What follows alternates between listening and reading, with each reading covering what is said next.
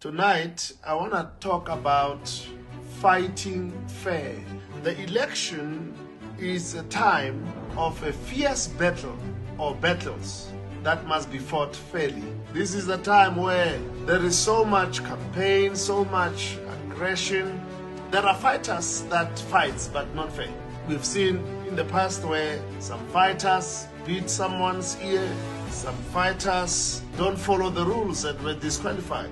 Scripture is clear. It says, fight a good fight. We're gonna fight, but it must be a fair fight. How I pray for 2024 elections that all political parties, as they fight for votes, don't fight another party. Don't fight a certain candidate.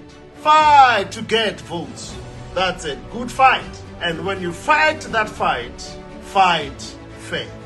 Election, to me, it is a time of differing